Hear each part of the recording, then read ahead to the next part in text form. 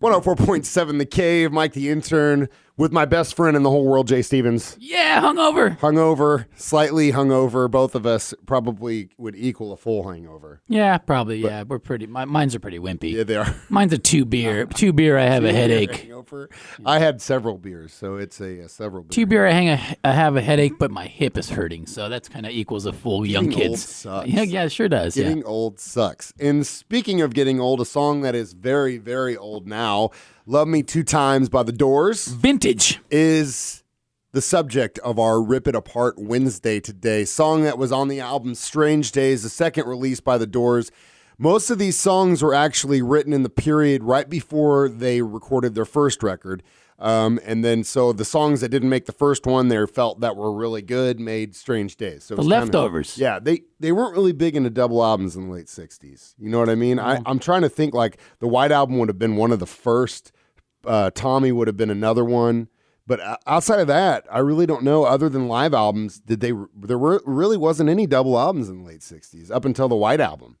Well, the White Album was the bomb. It was, but you know what I mean? Like, the Beatles were one of the first It wasn't the thing to do? Yeah. And Jesus Christ Superstar, that was 70s. That was 70s. Right. So that was a double album too. Mm-hmm. So we've got this thing ripped apart. We will start with probably the most iconic part of the song, obviously the guitar on this, played by... I thought Jim's whiskey bottle clanking. Yeah.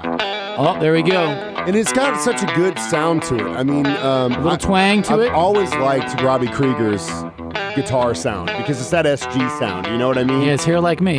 But he didn't really play it like, Angus played it or any of those guys. But it's just a straight-up blues riff, which is also really cool because Robbie Krieger, not really a blues guitar player. He was more of a Spanish flamenco guitar player when he played. Played with his fingers, didn't use a pick. But he filled the void. Funky, yeah, that's a good one. Especially since this band didn't have a bass player. I mean, I know Manzarek was doing the bass on the left hand, but still, he fills the space. It's perfect. It's pretty sweet, yeah. Yeah, I love this guitar riff. And it's such a good riff. It's one of the isolating like that, it's way more complex than I originally thought. Yeah, it is, and it keeps moving. It just keeps moving and moving and moving and moving. Those little flamenco blues riffs. Yeah.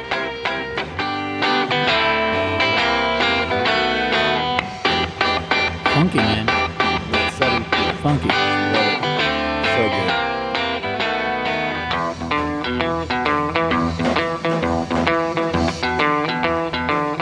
They're not really a guitar solo in the song. Other than the noodling he does, they have the harpsichord solo, which we'll get to. Jim did the solo for him with his mouth. Jim definitely I don't want to get into that. We'll get to part 2 of Rip It Apart Wednesday. Love Me 2 Times by The Doors on the way next on 104.7 The Cave.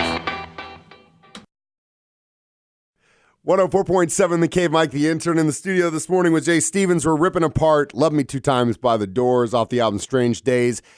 Written by Robbie Krieger. Not written by Jim Morrison. I thought all the lyrics in The Doors were written by Jim Morrison on the beach on peyote. That's if Oliver Stone had his way. I want my money back. That's at what this point. He would make you believe, but that is inaccurate. It is not the case. So we're going to get into the nuts and bolts of this thing, the rhythm section. Well, here's the mystery. So we were talking about this, and we both learned something on this. Yep. Originally thought that, in a lot of the songs, Manzarek played bass with the left hand. Now, on this song, he didn't. They brought in a fifth door. They brought in a fourth door. A fourth door. Fourth door, and 70 years ago. Douglas Lubon, and this guy... where is he now? I don't know where he's at now. Great name for a bass player, Lubon. But you know what he did before he was in the Doors? He was actually at a ski resort as a ski instructor in Aspen, Colorado. No, that's what that's code word for, right? Yeah, I know. Well, sex god. Yeah, in the 60s, Can you imagine? So this guy's working at a ski resort. He meets Cass Elliot when she was in a band called The Candy Store. She's like, you know what? You're a good bass player. You should go out to L.A. and play. And that's what he did. Why not? And then whenever... The dream of every ski instructor. He was in this band called Clearlight, who actually was produced by Paul Rothchild, who also was the producer for The Doors, and that's where he came in. See, music is incestual. It is. Although, I will tell you this, being a ski instructor and being a bass player for the Doors, he's going to get laid more being a ski instructor. Yeah. Bass players. Always hating on the bass player. That's how it goes. I hate it. How so can much. women get past Jim Morrison's sex appeal? There's no possible Well, way. he'd be drunk and passed out. Well, he'd be passed out. You can't step over him. You just lay down next to him and you pass out next to him. You walk around him. On the front porch. So that was Douglas Lubon's claim to fame. After that, what did he do after that? He back was in to a the band ski called shack? Dreams and then Riff Raff. I have a feeling he probably went back to Riff Raff. Riff Raff played Hollywood in the 80s all the time. He was in there. I doubt it's the same Riff Raff. So did you ever get to see I those guys? I doubt it was the same Riff Raff. These guys were 20-year-old kids with hairspray and makeup. He played with them in Riff Raff and did an album 81, and then the song "Treat Me Right," which was actually re-recorded by Pat Benatar. This is why we do this. We want to build our knowledge of these songs. We'll get to part 3 of Rip It Apart Wednesday on the way next. I just come for the free donuts. On 104.7 The Cave. 104.7 The Cave. Mike the Intern, Jay Stevens in the studio, tearing down Love Me Two Times by the Doors. Now, this part of Rip It Apart Wednesday, we're going to get into the keys, mainly played by Manzarek, and most of the time he would do the Hammond B3. That was his jam. Yeah, man. The organ. And that actually added to a big part of the sound the Doors had, in my opinion. This song, though, not the organ. Skin flute? Not the skin flute. Sitar? Not the sitar, not the recorder, not the clarinet. The devil's flute. He actually played the harpsichord on this baby. Like classical stuff. Got a really cool sound to kind of, mirror what's going on in the guitar. If it's not Baroque, don't fix it. And the way he plays it, it sounds dirty. You know what I mean? I don't think Bach and Beethoven and Mozart, when they had envisioned songs written on a harpsichord, they were like, you should throw that with a blues song. I mean, obviously the blues hadn't been invented yet, but I don't think they had an idea. You should eat a lot of mushrooms and play this over a blues song. Yes, that's a good idea. But like I said, it mirrors. There it is. It kind of gives you that There's dirty. the walking. There's the walking. It gives you that dirty feel with the guitar and the harpsichord kind of doing the chord. It almost sounds like acoustic guitar kind of in the background. The way he plays it's like so it adds like a rhythm, a percussion. The way he does it, it does. But then you get into the solo part, and it's a typical Manzarek solo. Yes. Eat your heart out, Beatles. Yeah, it is very Beatley.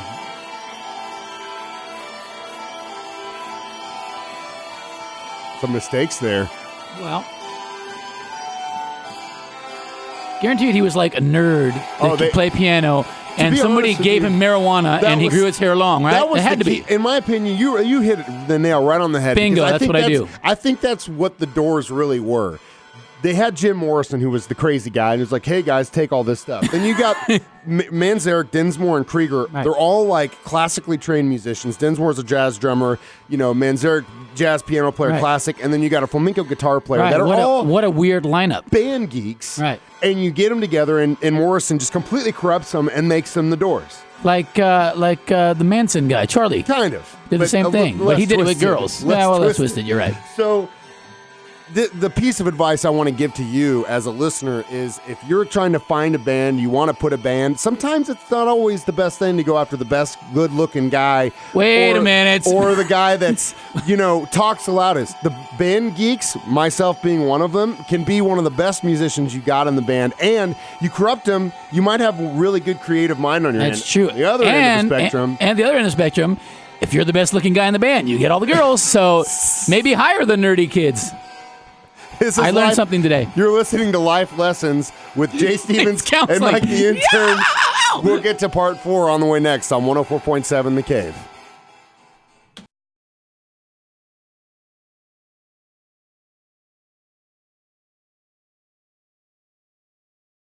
"104.7 The Cave." Mike the Intern, Jay Stevens in the studio, tearing down "Love Me Two Times" by the Doors, and we have finally got to the cherry on top. That dark baritone, poetic, into the world voice, sexy. First of all, why do women think he's really sexy? I don't know. If I question his sex appeal looking back and reflecting back. Being in a band with Jim Morrison, the more I read about him, would have been a real pain in the butt. It would have been such a. Could you imagine? I always read Hey, about, can we play a gig? Can we open up the forum this week? No, I'm gonna just drink booze and pass out. Take a bunch of acid and drink. I'll sing one song and then take a nap on the stage, and you guys just deal with it. The sad thing about this whole deal, my pants may be off as well. The sad thing about this whole deal is that the last 2 shows they played, I believe one it was like in Houston, went phenomenal. Then the last show they ever played in the United States was I believe in New Orleans, and they got out on stage. Morrison got trashed, wouldn't sing, couldn't remember the words to any of the songs. Yeah. He goes back at one point, sits next to the drum set and just sits there drunk. Dinsmore basically shoves him back out into the front, and that's that. Now, interestingly enough, the guy who owned that club says he has the soundboard recording of that concert, but won't release it yet. He said, eventually I'm going to. I don't know if I want to hear it. Waiting for top dollar. I don't know if I want to hear it, to be honest with you. It's just kind of one of those depressing things. It's like, why be reminded of that? Let's hear Jimmy. Let's hear the good stuff, that dark, poetic, bluesy. Love me 2 times, baby. Love me twice today. I mean, I guess that's a little sexy. It is. Love me 2 times, girl. I mean, he was just trying to be a blues man. Well, all the girls were on drugs, too, so. It makes sense why he was. I would have been a sex god, too. Girl. One for tomorrow. Still trying to be. One just for today. Listeners, please take drugs today. So that I didn't say that. He did. Yeah, that's true. Don't do drugs, kids. Yeah, don't do drugs. Kids, don't do drugs. So, Jim. What happened to Jim? Did he pass out? He already passed out. Passed out. Oh, there he is. He's coming back. Wait, what did he say there? Wait a minute. Could not speak. Okay. I mean, honestly, like. It's haunting. It is haunting. A lot of reverb on that. Yeah, my knees got weak. Love me 2 times, girl. Lost me all through the week. Not the greatest voice in the world. No. Love me 2 times. But it has a sound that no one has been able to match since. Well, you could get an argument saying that Love me 2 from times. Joy Division kind of had that Jim Morrison. There are other guys that have kind of sounded like Morrissey, right? Oh, there you go. But that scream, no one could. Passion, very strong. Mid-range, baritone, stuff like that. It's Was good. that where he passed out right there? That's where he passed. Well, the harpsichord solo's going on right now. Oh, there it is. All right. So we got the harpsichord, and then he comes to back. Not sing over that. Love me 1 time. There you go. Back on it. I could not So speak. let's get to the last line of this thing. I love this. Love me 2 times, I'm gone away. Very Morrison. Signature no one Morrison. Can touch that. Yep. No one can touch that. Without further ado, Love Me 2 Times by The Doors. Thank you, Jay. Great time as always. I'll see you next week. I'll love you 2 times after this. That's why we got to play this song. That's why my hip is sore, I think. Love Me 2 Times by The Doors on 104.7 The Cave.